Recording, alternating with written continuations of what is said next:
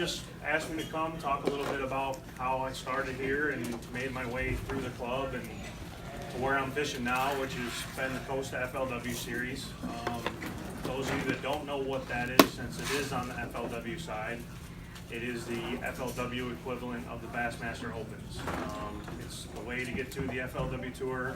It's a way to get to the Forest Wood Cup.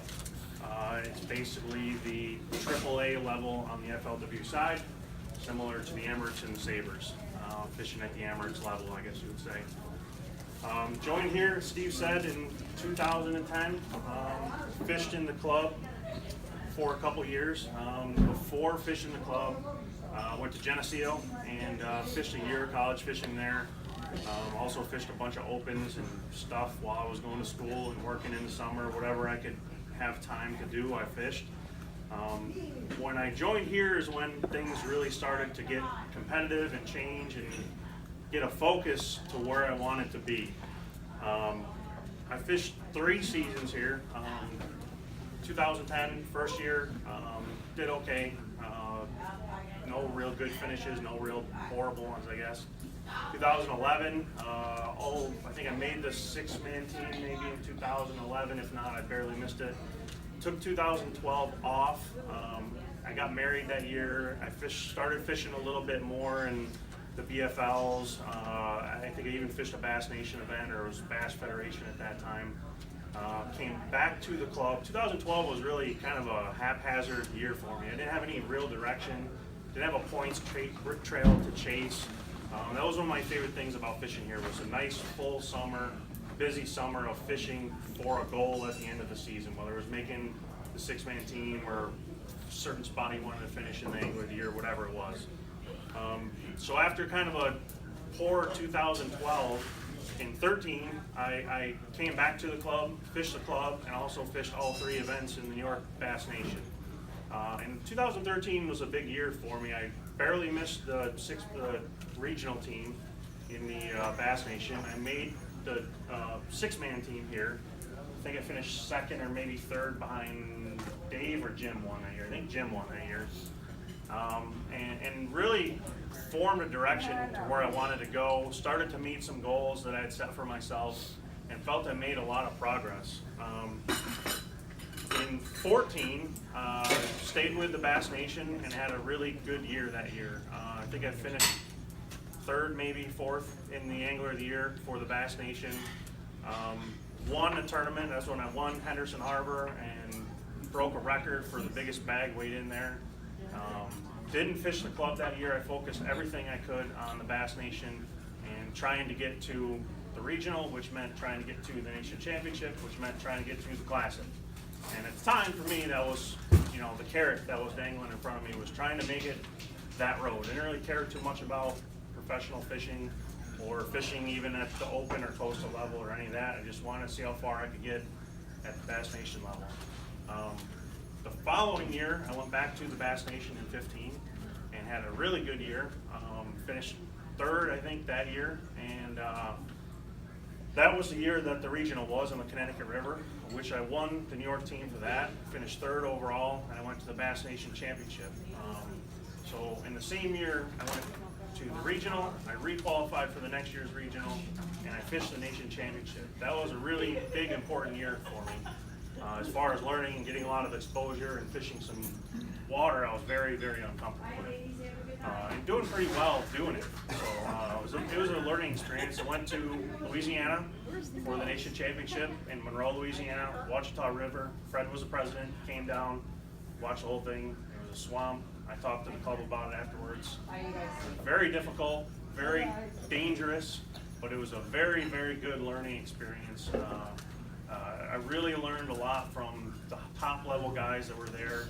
Albert Collins and Jamie Leish and Jamie Freilich was there. He used to fish the Elite Series. A lot of really accomplished guys at the AAA level, amateur level of fishing.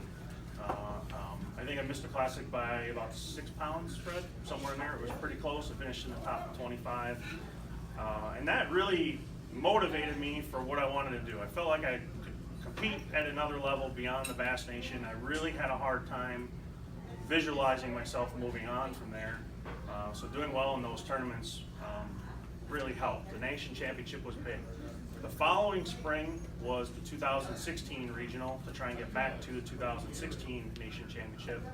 And I finished 4th in that. Unfortunately, Billy Lords finished 2nd, I think. He beat me by a pound, so I didn't get to go back to back, which was disappointing, but it was a good learning experience, and it was more experience on a very, very unfamiliar body of water.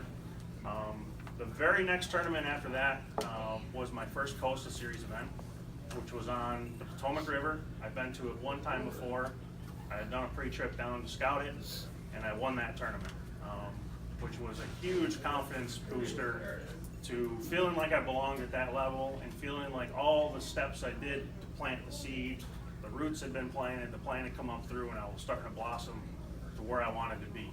And that was a very important thing, and that's really what I want to get across for a point today, is what everybody has the opportunity to do here in this club is plant those seeds. And whether you decide to stay here and fish this club for a long time, like guys like Mark Harold have done, or Lou Rosati, or Dave's been fishing the club for a few years, it doesn't matter. You don't have to do what I did. You can do what they did. You can fish here. It's just a really, really good platform to learn how to bass fish and bass fish competitively, and meet a bunch of people who do the same.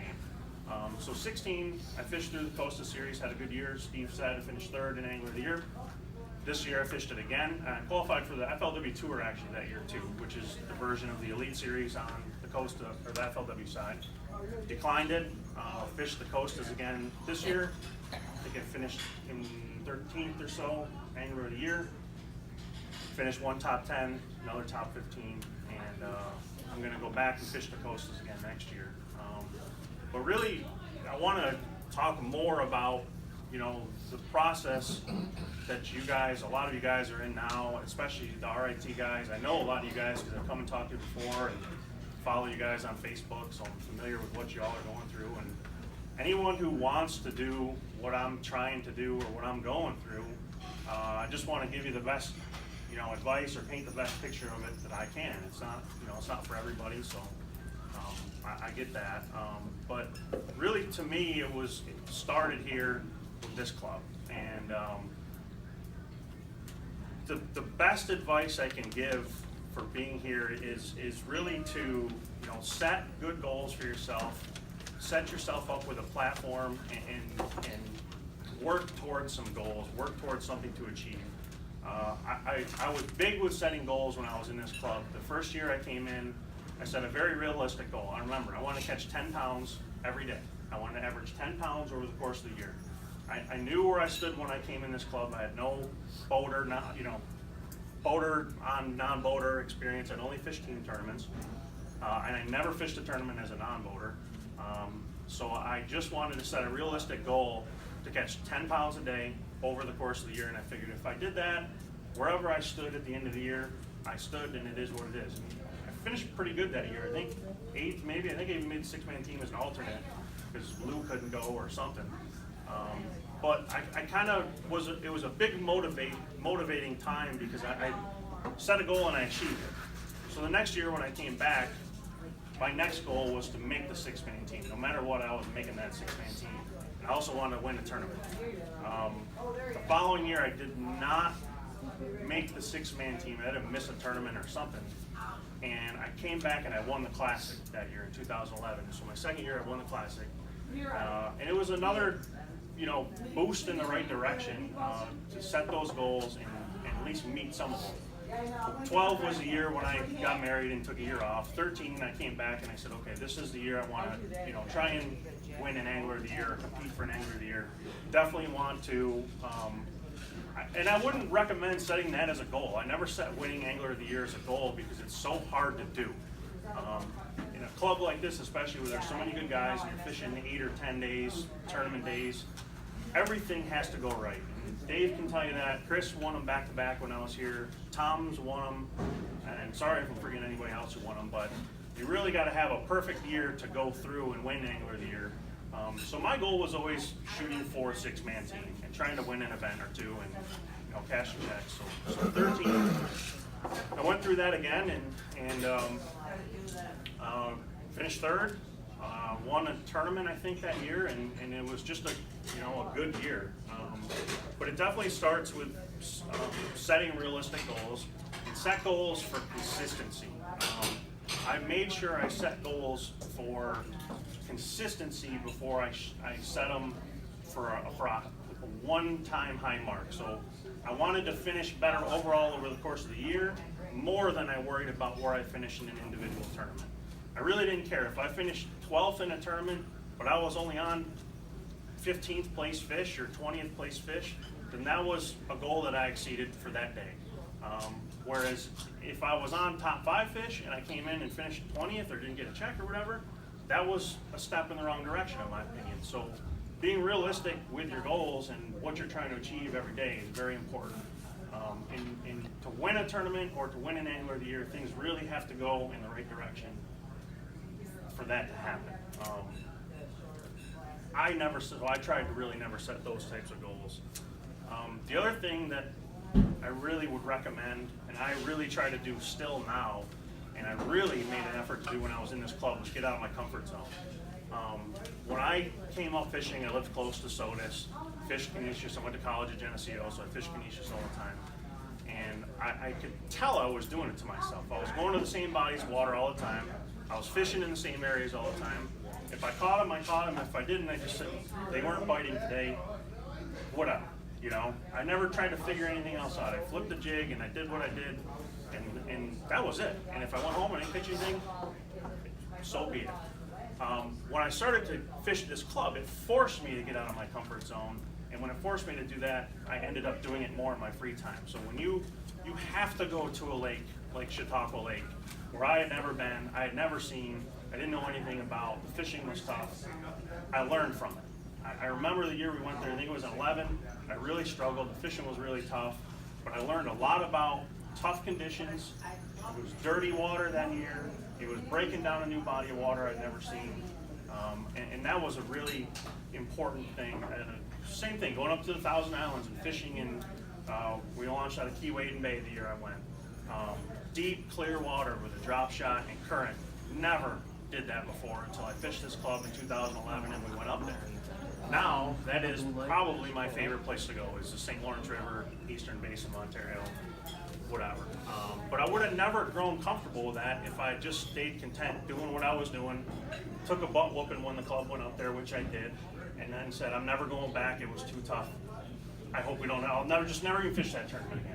I just kept going, and eventually something clicked or something comes together. You get out of your comfort zone and you get better. The other thing that was probably, getting out of my comfort zone was huge. A big factor in this club was meeting a network of guys that I've even now stayed with, one or two of them. But we came up through together, we fished together, we roomed together, we learned together, we took whoopings together, we won together, we did it all together. Get a group of guys, and there's a lot of those cliques in here now. A lot of you guys still hanging around each other. I see that, we're doing it a couple years ago when I was fishing, and I know RIT guys, you're gonna do it if you join the club and fish the club and you do it in your own college tournaments, but if you can have a good group of reliable guys that you can shoot information back and forth between, you can trust and be honest with, and be competitive amongst each other. That's huge. And the group of guys I did that with, we were overly competitive. Now some of us don't talk to each other, but we learned so much from each other, fishing together and going through it together, bouncing ideas off of each other. And we talked whether we were fishing a club tournament or whether we were fishing Canisius in the spring when it was spawning fish and it was easy picking. We still called each other, we still talked about what went on, and bounced everything off of each other. And when I got involved with that group of guys, and it was, Chris, who I still travel with now, TJ, Jeremy Douglas, Jim Bianchi at the time, we all were very competitive in the club amongst each other and in the state federation at the same time. We all came up through. We all learned it all together. Guys were winning federation tournaments, guys were winning Bass Opens, guys were going to nation championships, guys were doing it all out of our one group, and we fed off of each other, and we became one unit, really. It was very exciting to be a part of, and cool to see how it all worked. That is huge, to have that and to learn from each other. I cannot stress that. I really can't stress that enough. Form those groups and, you know, enjoy, you know, and it involves busting chops at the hotel and, you know, doing funny stuff, and Bob Manley dropping a case of Corona out of the back of his pickup truck at the ramp, and, you know, all that stuff is part of, all that stuff is part of, you know, the experience of coming up through and fishing on the road and fishing places you're uncomfortable with. It's part of the process. The other thing I'm going to recommend, and that I really tried to do, was not skip steps, okay? And this is something that is kind of double-sided. The way I came up through was fishing this club, and I only fished this club for a couple of years, okay? And I didn't skip the next level, which was the Bass Nation. The Bass Nation, to me, was just as important as this club was. The 2 or 3 years I spent there, maybe more important. But I didn't fish the club and skip the Bass Nation and go to the Opens, okay? And the other thing I did before I went to the Bass Nation was made sure that I met my goals in this club, okay? And I did not go beyond where, and that involves a hard look in the mirror a lot of days. When you feel like you're the man and you went out and sacked them one day, and then in the tournament you get your butt handed to you, and you got to come home and you got to admit to yourself, yeah, I caught him the day before the tournament, and I should have caught him the next day, or I had the fish on to win, and you didn't. You got to look in the mirror and tell yourself you didn't meet your goal, and you need to start over until you meet it. That was hard, a lot of days to do that, but I made sure I always met goals before I moved on. And not skipping those steps was the next part of that.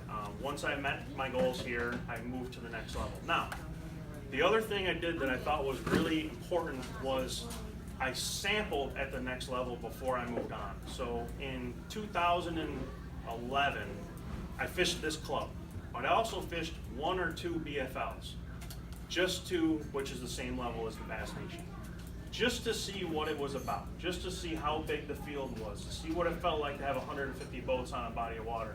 And I did it on bodies of water I was familiar with. I did it on Cayuga. The other one I fished was Oneida or something like that year. And, so I sampled and tested. I didn't set any goals for those tournaments other than to just get through it, go through the process, go through practice, go through the tournament, and see where it shook out. And I did that for 1 or 2 events in 2011. I did it for 3 or 4 in 2012. And then in 13, I fished both levels. So I fished the club and I fished the Bass Nation.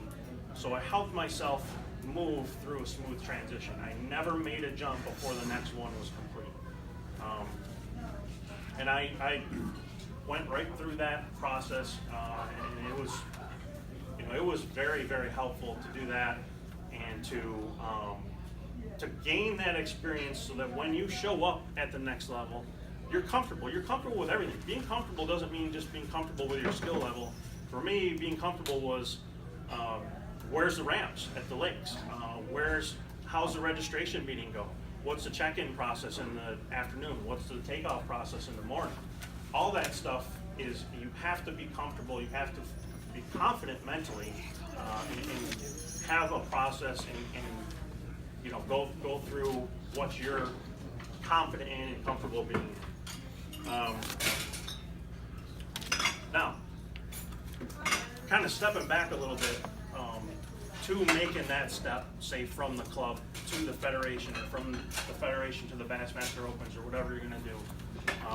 The other thing that I tried to do was become very, very familiar with our local waters. Okay, so I made sure that I knew Sodus Bay like the back of my hand at all times of the year, not just the time of year I wanted to be there, all times of the year.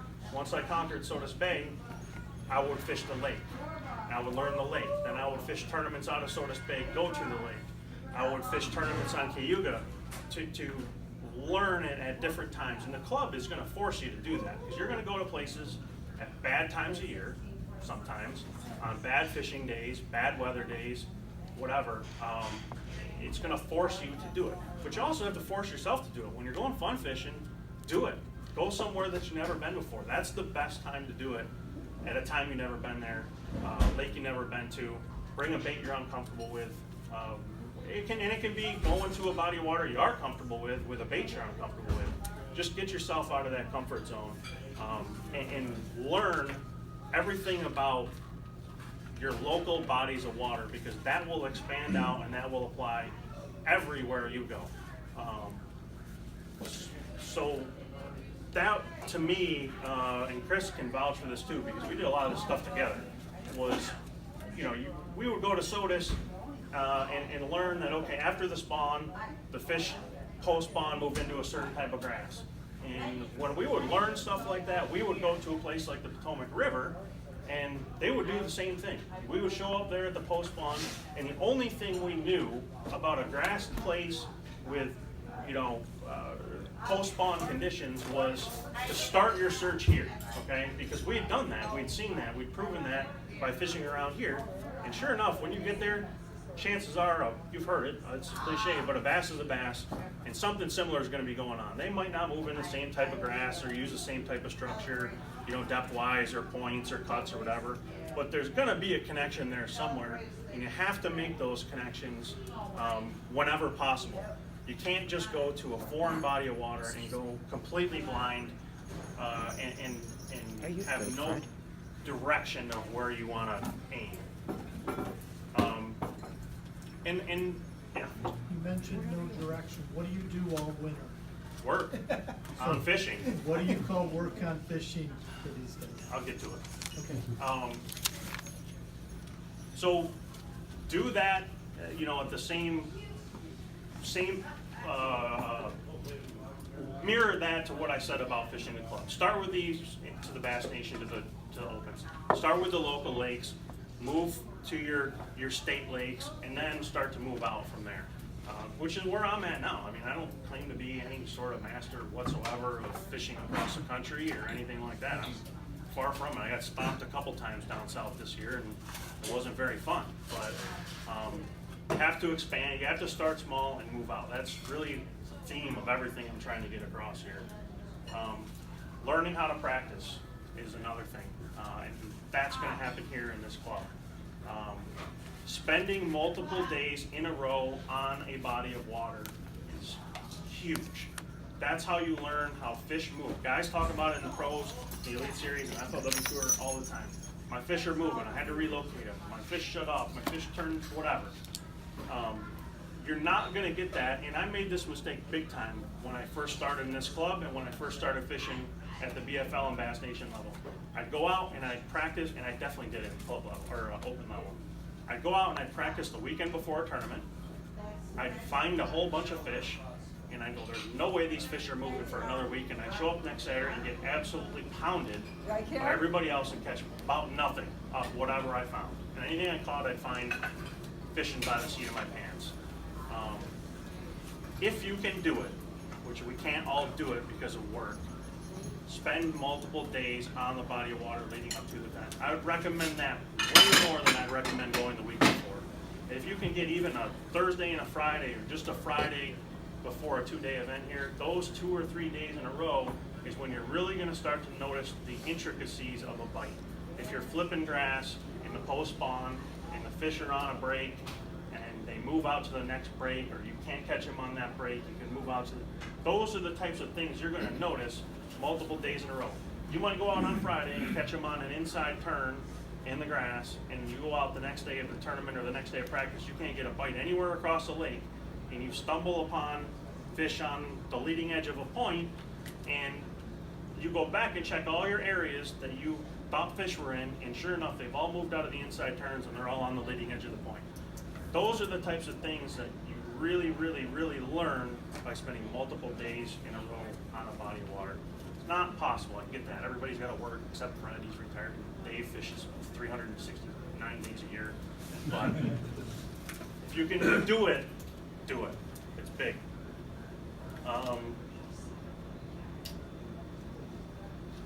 then don't take shortcuts. There's no substitute for time on the water, and I get that. Not everybody can fish all year round. For me, I fish as much as I possibly can with his wife and small kid and full-time job. But I also go out of my way to make sure I get on the water the first available weekend that you can fish when the ice is gone and the water's clear. And that might seem trivial to a tournament in June or August or whenever, but it's all about going through a process. And even in those days, I'm still getting out of my comfort zone, maybe going somewhere. Maybe I've gone to Sodas for 3 years in a row for the first day of the year. That fourth year, I might intentionally go to Fairhaven or Cayuga or somewhere that I just haven't been that first day of the year to get an experience then. I don't know what I might learn that day that might apply in June. I don't know what I might learn that day that might apply in Tennessee. You don't ever know, but something will apply sometime. And I go from the first day the ice is out to, I'm still going now. I went last weekend, both days. And I'm learning stuff now, especially in the bodies of water I'm fishing now. I'm intentionally fishing bodies of water now that I have big tournaments on next year. And yeah, I understand the fish aren't going to be in the same spot. I might not even catch them on the same date. But I'm learning where fish are wintering. I'm learning, because I've been there other times of the year, where they're going to end up in the summertime. I'm learning those 2 points. And what it's going to help with is the in-between when my tournament is, I got an A, I got a B, and all I got to do is the in-between. And that helps your search big time to break down bodies of water. And that stuff all happens in odd times of year, just putting time in on the water. Over the winter is huge too. Watching videos, looking at maps, coming up with game plans.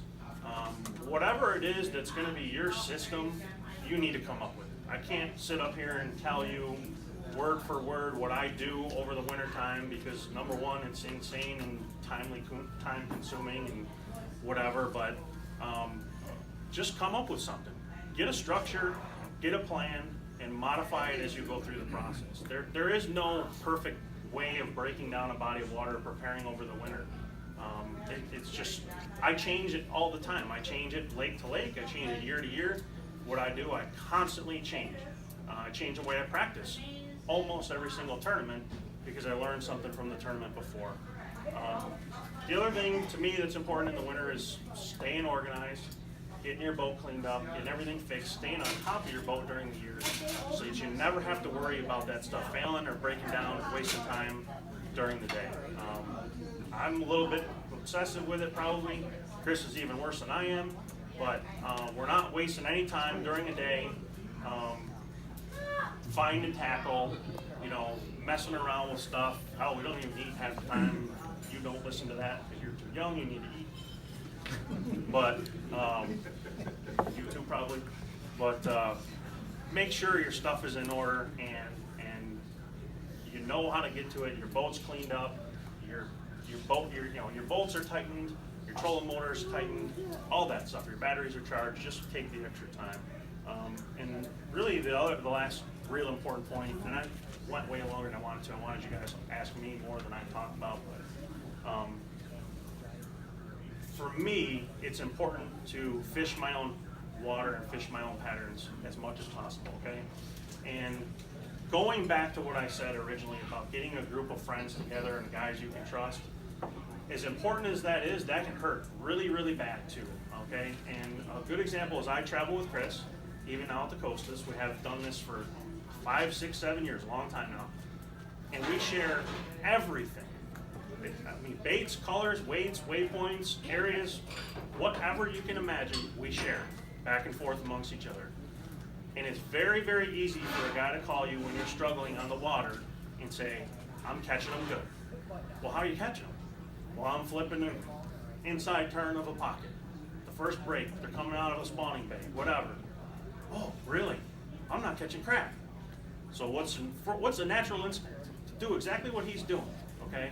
But you can't do that. You can't replicate it. It's almost impossible to figure out exactly how someone else is reading a piece of structure or cover or reading a lake. I can be in the exact same boat with him, fishing the exact same thing, talking about exactly what we're doing, and he can outfish me 3-1, or I can outfish him 3-1. Do not try and chase what someone else is doing. Piece together what's useful to you and what you're learning on your own, and build it from there. So like I said, there's just no shortcuts. Piece together all those things and use them among what you're finding on your own. Maybe he's going to tell me something that will point me in the right direction, but it's still important to try and find my own deal, my own pattern. I chased what he was doing a lot of times, and a lot of times it hurt me way more than helped me. And as soon as I said, I got to forget everything he told me and do what I'm doing, go about my plan, and just keep that stuff in the back of my head, maybe I'd catch a fish on a drop shot deep, and it would tie into something he said to me that would pay off and help me develop more of the bite I'm working on. And I know then exactly what my fish are doing, that I found, where they're going, where they're coming from, how I'm catching them. Getting help and phone calls and that business that goes on, that's a hot button topic in the Elite Series right now, I do about zero of that. And in the long run, I would recommend that. Everybody has to do their own thing. I'm not bemoaning it or any of that.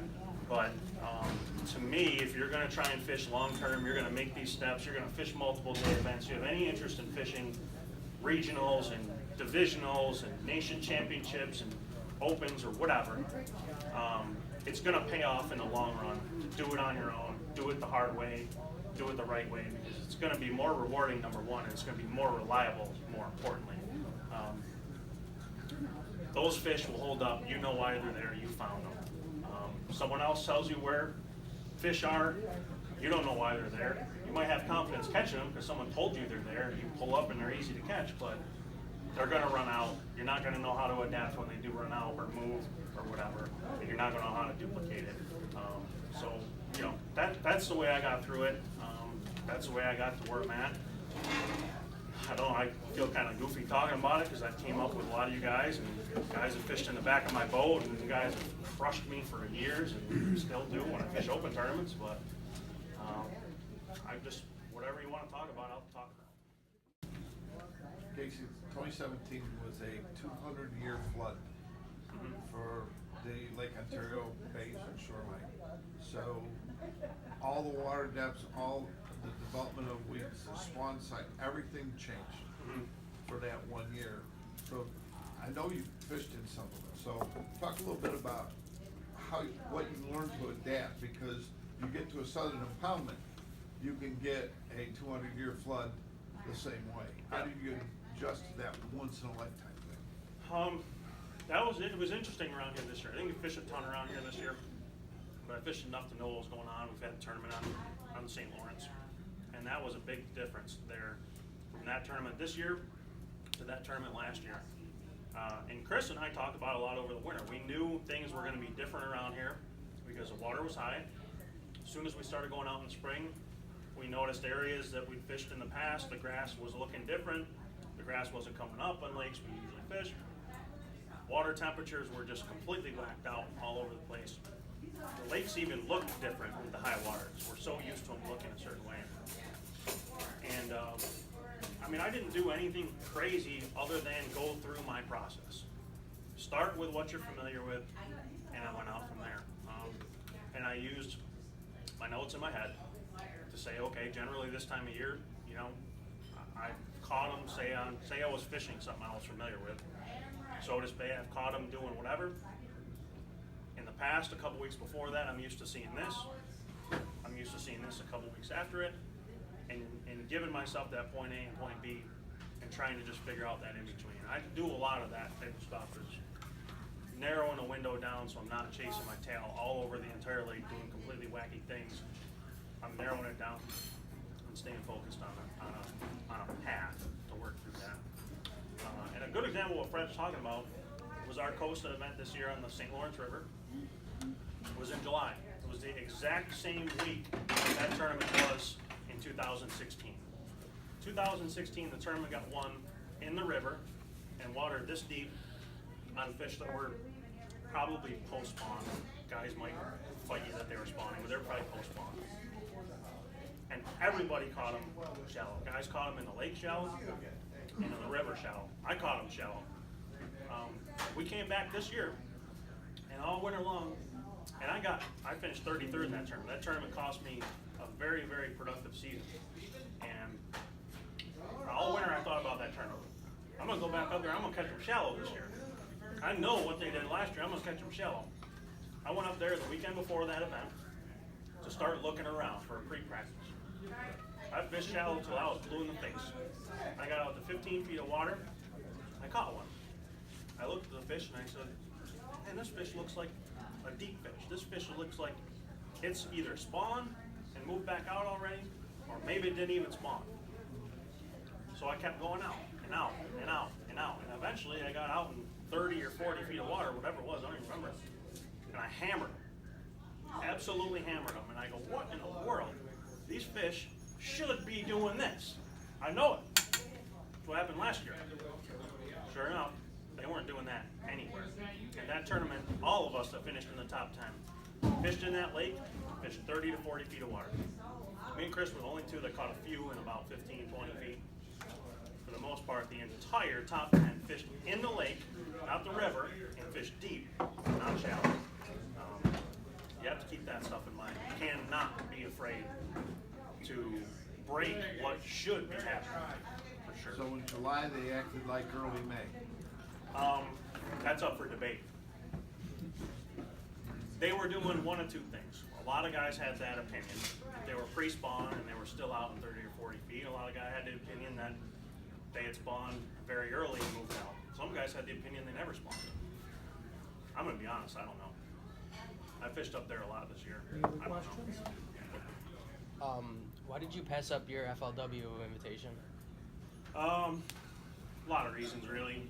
Number one, my first year at the Costas, I set goals like I talked about, and I actually achieved them, okay? But I did it in the first year, and I didn't feel like it was a smart move to move through to that next pace. So I really felt it was important to go back and go through those goals. It shouldn't happen that fast. Why it happened, it just happened. I don't know, you know, but I wanted to make sure that it wasn't a fluke. So I wanted to go back and I wanted to do it again. I want to go through the process again. That was a big part. The other part is about $80,000 in entry fees and expenses. I don't have it. I just don't have it. I have sponsors that, I have paying sponsors. I have sponsors that really, really help me fish at the level I'm at. I don't have $80,000 bucks. The other thing was wife and small kid at home. I have 3. He's going to be 3 now. He was going to be 2 at the time. It just didn't fit timing wise. When I fished the nation championship in 15, I came back and talked to this club and told everybody at the time, because the winner of that tournament made it to the Elite Series. So I was a couple pounds from qualifying from the Elite Series too, among the class. And somebody asked me that year too, and I said, I have 0 interest in fishing professionally or fishing for a living. And that's changed, really, since then. I would definitely do it now. I would definitely try it. I would love to try it, but I'm not gonna put myself at risk, financially, or my family, or do anything before I'm ready to do it. And that is a much, much bigger gap between what I'm doing now than any of these other gaps I've tried to close before. So, that's fine. Thank you. Hmm? Jason, you mentioned you had sponsors, paying sponsors in particular. Yeah. Can you talk a little bit about the difference between sponsorship at a club level and where you're at and where you're headed? Yeah, it starts here. I know a lot of you guys have sponsors. They're the same type of sponsors I had, when I was fishing the club or the Bass Nation. And it is the same theory, or I follow the same theory, and I would recommend following the same theory that I've already talked about. Start at the ground level, work your way up, okay? Start as the guy who gets 20 or 30 or 40% off of the product. Keep your name in front of the sponsor, in front of the pro staff manager, in front of the owner of the company, whoever it is your point of contact. Keep your name in front of that guy. If you go out and you win a tournament, email them. Don't be cocky about it. Just say, hey, you know, I had a good weekend. Was fortunate enough to finish first in, you know, whatever tournament. Used your product. It's this, whatever. The thing that this club does that is phenomenal is a newsletter. That thing is a sponsor's. I mean, they love that, and I still use club newsletters in my sponsor packages. Make sure you mention it, but make sure that you email that to them when that newsletter comes out. If you're on the cover, email it to them. I use one that I was on the cover all the time. I send to prospective sponsors, even now still. Work your way up. Eventually, that guy is gonna recognize that, and if he doesn't recognize it, it's probably a company you don't want to be at anyways. You know, social media is a big thing. I'm not great with it. I'm trying to be better with it. You know, you need to promote your sponsors on social media and do that deal, videos, whatever. But start as a lower level guy, and eventually those opportunities are going to come along. Whether it's a company you're with, or you'll meet someone along the way, or network. That's how that. I mean, that's exactly how my boat is wrapped by Kitech. Kitech takes good care of me. I started with Kitech when I fished this club, and as a guy who got 30% off when I won tournaments, I emailed him, and eventually I had a string that was good enough for him to recognize and say, you know, I think this guy has potential. I want to take care of you and help you out. You know, I think that's probably how it goes for most guys. You wanna watch the master at it, be a friend of Bernie Haney's. He's a master at that. Yeah. And it's tough. It's so tough because it involves being so honest about what you're doing. And that's hard. When you put in the work and the time and the effort, you know, that I put in to finding fish and catching fish, but you have to do it. You know, you have to put posts up showing what you're catching them on. You have to write, you know, at least semi-reasonably true reports, excuse me, about what happened in a tournament. If someone does an interview with you, you know, as you move on, like at the coastal level or bass open level, the camera boats are going to catch you anyways. You know, I had a tournament this year. I was throwing an umbrella rig at St. Lawrence River. I didn't want it to be out. The camera caught it. You know, so you got to tell it anyways. So you might as well just get used to it. I honestly wish I would have got used to it at an earlier point because I lied about it for so long. So sorry, guys. But I lied about it. I know. For so long that now I'm so uncomfortable telling the truth that it's hard.